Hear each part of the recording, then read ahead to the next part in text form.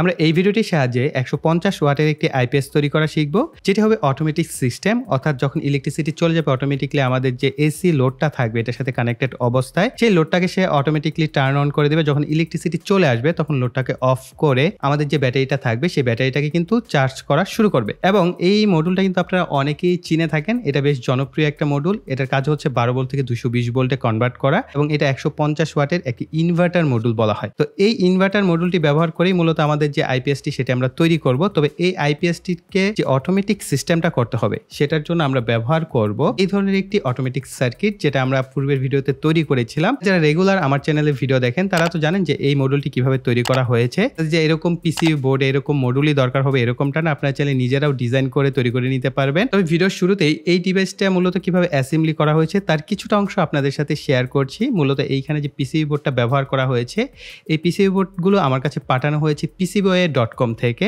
এই হচ্ছে পিসিবি বোর্ডগুলো। পিসিবি বোর্ডগুলোর কালার, কোয়ালিটি, থিকনেস এক কথায় অসাধারণ এবং প্রফেশনাল মানের। আর এই ধরনের হাই কোয়ালিটি এবং প্রফেশনাল মানের পিসিবি বোর্ড অর্ডার করার জন্য ভিজিট করুন www.pcbway.com। PCBWay ওয়েবসাইটটি ভিজিট করলে বর্তমানে বেশ কিছু অ্যাক্টিভিটিস রয়েছে, তার মধ্যে উল্লেখ করার মতো let's connect, electrical engineering and electronics exhibition চলছে, এখানে পার্টিসিপেট করতে পারেন। 11th anniversary based design contest চলছে, এখানেও পার্টিসিপেট করতে পারবেন। এছাড়াও SDI পিসিবি পেয়ে যাচ্ছেন $349.68। এসএমটি প্রোটোটাইপ অর্ডার করতে পারছেন অনলি $29। এছাড়াও ফ্লেক্সিবল পিসিবিতে 60% অফ রয়েছে। Aluminium piece $121.94 per metre square. Easier and faster way 10 piece 1 or 2 layer PCB পেয়ে যাচ্ছেন অনলি $5। থেকে 20 পিস অ্যাসেম্বলি করে নিতে পারবেন $29। এসএমটি প্রোটোটাইপ অর্ডার করার জন্য এখানে ক্লিক করুন। সহজ 4টি স্টেপের মাধ্যমে অ্যাসেম্বলি সার্ভিসটা নিতে পারবেন। স্টেপ 1 এ আপনার চাহিদা অনুযায়ী টার্ন কি, কিট অন, কনসাইন্ড, কম্বো যে কোনো একটি অপশন সিলেক্ট করে কোয়ান্টিটি দিন এবং কম্পোনেন্ট ক্যাটাগরি সিলেক্ট করুন। স্টেপ 2 এ এডিশনাল অপশন এবং আপনার রিকোয়ারমেন্টের যে ডিটেইলস সেটা লিখুন। স্টেপ 3 তে পিসিবি সম্পর্কিত অপশনসমূহ সেট করুন এবং ক্যালকুলেট করুন। স্টেপ 4 এ ডিউরেশন সেট করুন। এরপর সেভ টু কাট করে গার্বার, বুম সহ প্রয়োজনীয় ফাইলসমূহ আপলোড করে নিন। এরপর রিভিউর জন্য অপেক্ষা করুন। রিভিউ হয়ে গেলে খুব সহজে আপনারা PCBWay থেকে আপনাদের যে সার্ভিসটা সেটা অর্ডার করতে পারছেন। আপনারা যারা এই মডেলটি তৈরি করতে চাচ্ছেন তারা একটা খাতা কলম নিয়ে রেডি হয়ে যান। এখন আমরা একে একে কম্পোনেন্টগুলোর নাম দেখব এবং কিভাবে প্লেস করতে হয় সেটা খুব শর্ট টাইমের মধ্যে দেখে নিব। আপনারা চাইলে কম্পোনেন্ট লিস্টটাও করে ফেলতে পারেন। এতে করে আপনারা যদি নিজেরা ভ্যারোবোর্ড বা ব্রেডবোর্ডে তৈরি করতে চান সেই কম্পোনেন্টগুলো জাস্ট সার্কিট ডায়াগ্রাম দেখে আপনারা ভ্যারোবোর্ড বা ব্রেডবোর্ডও করতে পারবেন, কেননা ভিডিওর ডিসক্রিপশন বক্সে এটা যে সার্কিট ডায়াগ্রামের লিঙ্ক সেটা পেয়ে যাবেন। সেটাকে আপনারা ডাউনলোড করে আপনারা চাইলে এই ডিভাইসটা নিজেরাই তৈরি করে নিতে পারবেন।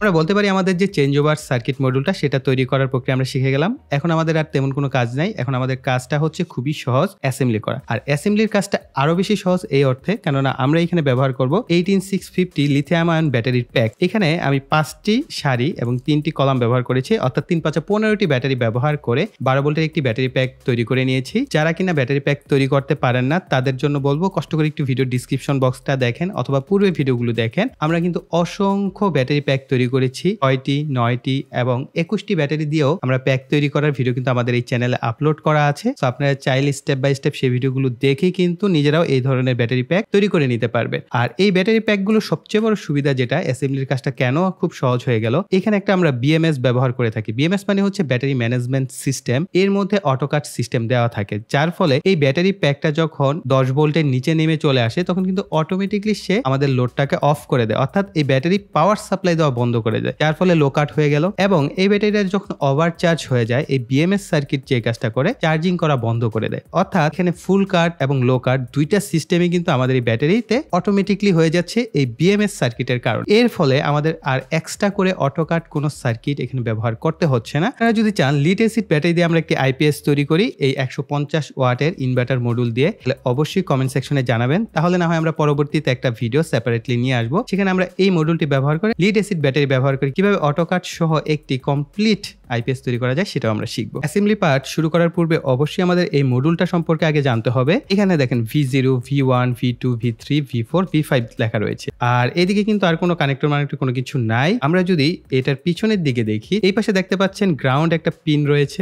এখান থেকে মূলত আমাদের তার সংযোগ করতে হবে গ্রাউন্ডের জন্য। আর এখানে 12 ভোল্ট লেখা রয়েছে, সাথে চাইনিজ একটা লেখা, অর্থাৎ এখানে আমরা 12 ভোল্ট সাপ্লাই দিব। ওখানে CC+ লেখা রয়েছে। যদি আমরা আরেকটু কাছ থেকে দেখি তাহলে আপনারা হয়তো ক্লিয়ারলি দেখতে পাবেন গ্রাউন্ড এবং CC+। এই CC+ এর এখানে হচ্ছে ব্যাটারির পজিটিভ আর গ্রাউন্ডে হচ্ছে ব্যাটারির নেগেটিভ প্রান্তকে আমরা সংযুক্ত করব। এই পাশটায় কমন একটা পিন রয়েছে, এখানে হচ্ছে আমাদের ফেজ এবং নিউট্রাল যে থাকে সেই নিউট্রাল পিনটাকে এখানে কানেকশন করব। এরপরের পিনে কিন্তু কোনো কিছু কানেক্টেড অবস্থায় নেই, অর্থাৎ কোনো কিছু লেখা নাই। এরপরে হচ্ছে আমরা 110 ভোল্ট পাবো এই প্রান্ত থেকে। 172 ভোল্টের কিন্তু একটা প্রান্ত রয়েছে, 200 ভোল্টের একটা প্রান্ত আছে, আর 220 ভোল্টের একটা প্রান্ত রয়েছে। নর্মালি আমরা স্ট্যান্ডার্ড যে এসি লোডগুলো ব্যবহার করে থাকি, লাইট, ফ্যান, যাবতীয় জিনিসপত্র কিন্তু এসি 220 ভোল্টেই চলে থাকে। কমন পিনে হচ্ছে নিউট্রাল কানেকশন করব, আর ফেজ হচ্ছে এখানে 220 ভোল্ট থেকে আমরা পাবো। মূলত এখান থেকে হচ্ছে আমাদের আউটপুটটা যাবে, আর ইনপুট হচ্ছে আমরা এখানে গ্রাউন্ড এবং CC+ দিব। এই হচ্ছে খুবই সিম্পল একটা কানেকশন হবে এখানটায়। আমরা এখানে কানেকশনটা করেছি, এখন আপনি এইখান থেকে দেখলেও বুঝতে পারবেন। গ্রাউন্ডে আমরা একটা কালো তারকে সংযুক্ত করেছি, আর CC+ হচ্ছে একটি লাল তারকে সংযুক্ত করেছি, আর উপর থেকে হচ্ছে এখানে 220 ভোল্ট আমরা একটা লাল তারকে এখানে সংযুক্ত করে দিয়েছি, আর কালো একটি তারকে হচ্ছে 0 ভোল্টের সাথে আমরা এখানে কানেকশন করে দিচ্ছি, বা V0 এর সাথে। আর এখানে হচ্ছে V5 এর সাথে আপনি কানেকশনটা করবেন, তাহলে 220 ভোল্ট হচ্ছে আউটপুটে পাবেন। ঝটপট আমরা একটু এই মডিউলটা সম্পর্কেও জেনে নিই। এই মডিউলটার ভিতরে দুইটা অপশন রয়েছে, একটা হচ্ছে আপনি অ্যাডাপ্টার ব্যবহার করতে পারবেন এই পাওয়ার জ্যাকের মাধ্যমে, আর একটা হচ্ছে আপনি এখানে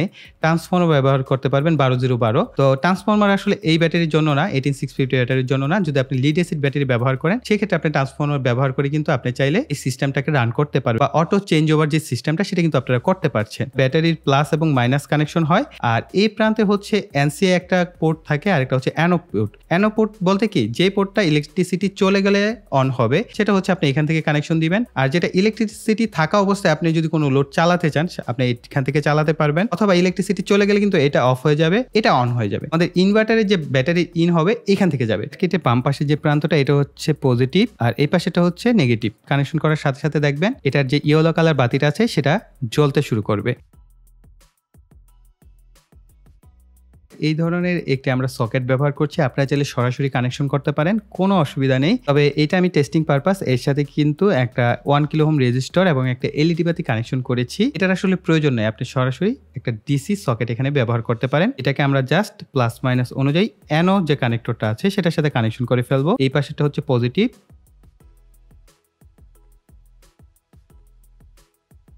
এখানে আউটপুট হিসেবে এই ধরনের একটি লাইট হোল্ডার ব্যবহার করছি। আপনারা চাইলে 2 পিন সকেট বা 3 পিন সকেটও ব্যবহার করতে পারেন। এসি লাইনে আসলে পজিটিভ নেগেটিভ নাই, তাই একভাবে কানেকশন করে দিলেই হলো।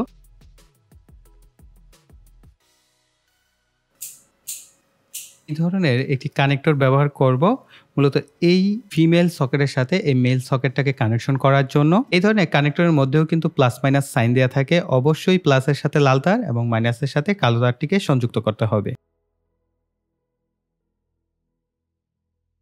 এখন একটা প্রশ্ন আসতে পারে, তাহলে আমরা এই ব্যাটারি প্যাকটাকে কিভাবে চার্জ করব? যেহেতু আমরা এখানে ট্রান্সফর্মার ব্যবহার করি নাই, আমি এই ধরনের একটি অ্যাডাপ্টার ব্যবহার করছি। 3.7 ভোল্ট থেকে 24 ভোল্ট পর্যন্ত আপনি ভেরি করতে পারবেন।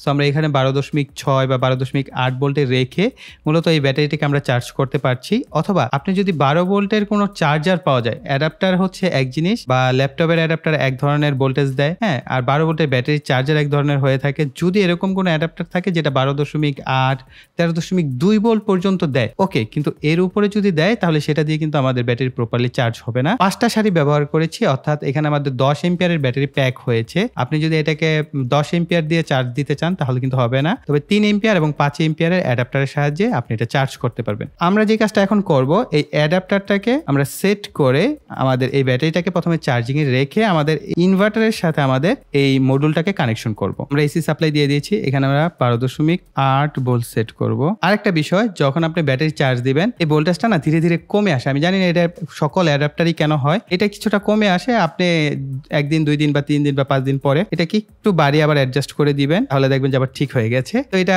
সমস্ত অ্যাডাপ্টারের ক্ষেত্রে হয়। আর যখন যে কোনো ব্যাটারি আপনি চার্জ করার ক্ষেত্রে, চার্জার হোক, ট্রান্সফর্মার হোক, অ্যাডাপ্টার হোক, যেটাই ব্যবহার করেন না কেন সেটা কিন্তু হিট হবে।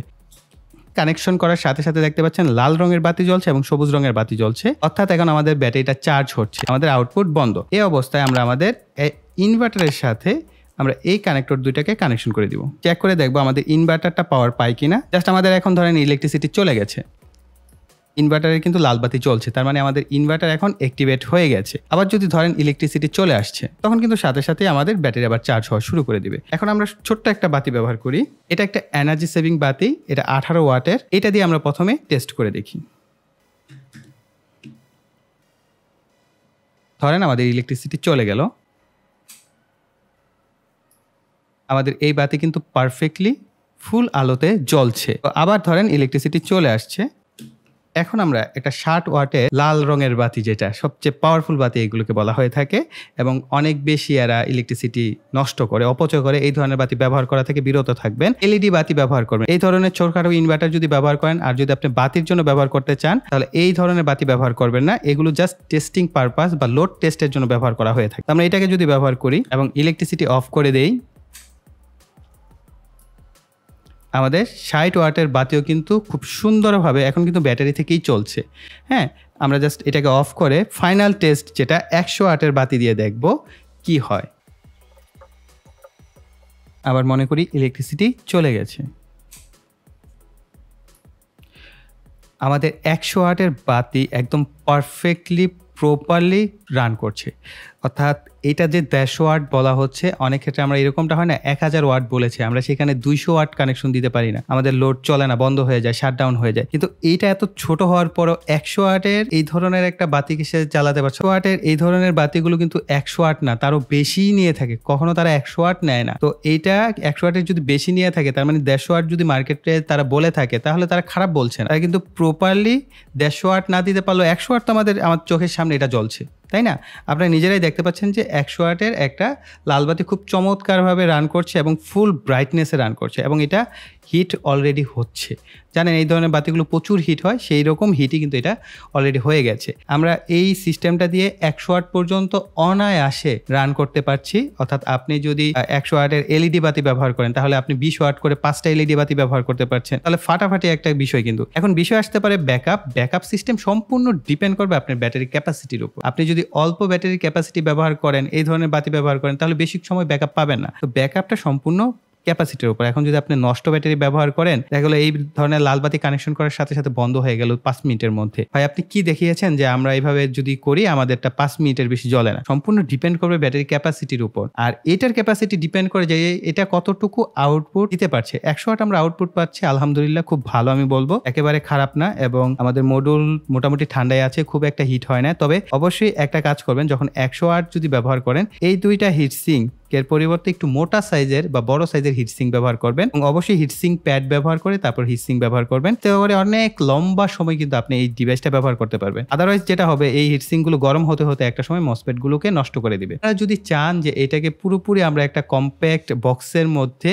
একটা আইপিএস তৈরি করে আপনাদেরকে দেখাই, আইপিএস তো এটা অলরেডি একটা আইপিএস আমরা সিস্টেম তৈরি করে ফেলেছি, তো একটা বক্সের মধ্যে পুরো অ্যাসেম্বলি করারও একটা বিষয় থাকে, সুইচ কানেকশন, সকেট কানেকশন। যদি চান তাহলে আমরা পরবর্তীতে কিন্তু একটা ভিডিও নিয়ে আসতে পারি। তার জন্য অবশ্যই আপনারা যদি কমেন্ট করেন তাহলে কেবলমাত্র ভিডিওটা করা হবে। আদারওয়াইজ যদি কমেন্টের পরিমাণ না থাকে বা আপনারা যদি লাইক না করেন, তাহলে কিন্তু আর ভিডিও করা হবে না। তো অবশ্যই প্রিয় ভাইদেরকে বলবো আপনারা প্রচুর কমেন্ট করবেন ভিডিওতে। অবশ্যই যারা দেখছেন কষ্ট করে ভিডিওতে লাইক দিবেন, ভিডিওটি শেয়ার করবেন। আর যারা এখনো চ্যানেলটিকে সাবস্ক্রাইব করেনি, প্রিয় ভাইরা অবশ্যই চ্যানেলটিকে সাবস্ক্রাইব করে পাশে বেল বাটনটি অ্যাক্টিভ করে রাখবেন পরবর্তী ভিডিওর নোটিফিকেশন পাওয়ার জন্য। সো এই বলে এখানে বিদায় নিব। সকল ভালো থাকবেন, সুস্থ থাকবেন, টাটা।